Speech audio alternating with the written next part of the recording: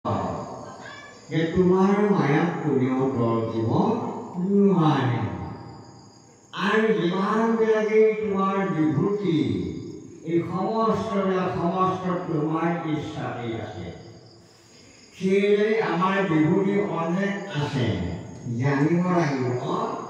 সুন্দৰ সেইজন যিজন কৃষ্ণনাম সদায় পূজা সেৱা ভক্তিৰে কৰোঁ, সেইজনে হ'ল কৃষ্ণ। গতিকে সেইজন কৃষ্ণক সহস্ৰ কোটিবাৰ প্ৰণাম কৰোঁ বুলি কৈছে। আৰু এতিয়া অকণমান আহিছে অজামিল উপাখ্যান।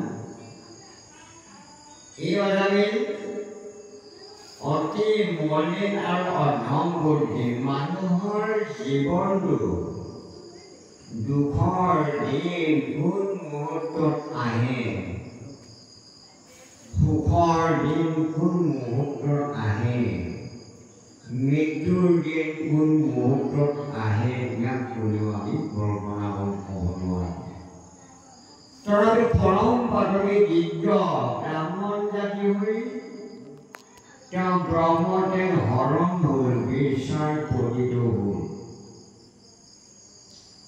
বিচাৰ পতিত হৈ তেওঁ মৃত্যুৰ সময়ত 10টা সন্তান বিচাৰ গৰ্ভত জন্ম দি কনিষ্ঠ পুত্ৰৰ নাম ধৰে নাৰায়ণ। নাৰায়ণ শব্দৰ তাৎপৰ্য এনেধৰণৰ জানিব লাগিব যে জ্ঞান বিজ্ঞান তৰঙ্গ ৰহস্য। নাৰায়ণ শব্দৰ তাৎপৰ্য হৈছে নান শব্দে জল, যোগ আয়ন, নাৰায়ণ আয়ন শব্দে আশ্ৰয়। এই জলত আশ্ৰয় কৰি থকা ভগৱন্তৰ জনৰ নাম হৈছে নাৰায়ণ। সেই নাৰায়ণ ক'ত থাকে? আমাৰ জিভাৰ ভাগত থাকে, সেইটো জলনী ভাগ। এটা হৈছে পাৰ্থিৱ জগতৰ অজামিলৰ কাহিনী উপাখ্যান, আৰু এটা হৈছে আধ্যাত্মিক জগতৰ এটা কাহিনী। গতিকে নাৰায়ণ নামটো হৈছে না শব্দে, আকৌ কৈছে গুৰুৰ গুৰু, ৰা শব্দে দেৱশ্ৰ কৃষ্ণ, অন্ত্যেষ্ট অশব্দে নাম, আৰু ন শব্দে নিৰ্গুণ ভকত, গুৰুদেৱ নাম ভকত। আকৌ ঋগ্বেদ, সামবেদ, যজুৰ্বেদ, অথৰ্ববেদে প্ৰমাণ কৰিছে।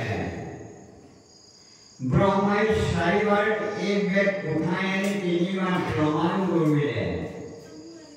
4 বেদৰ 4 অক্ষৰ সাৰ কাঢ়ি আনি ব্ৰহ্মাদেৱে বেকত কঢ়িয়া কঢ়িয়া নাৰায়ণ বাণী।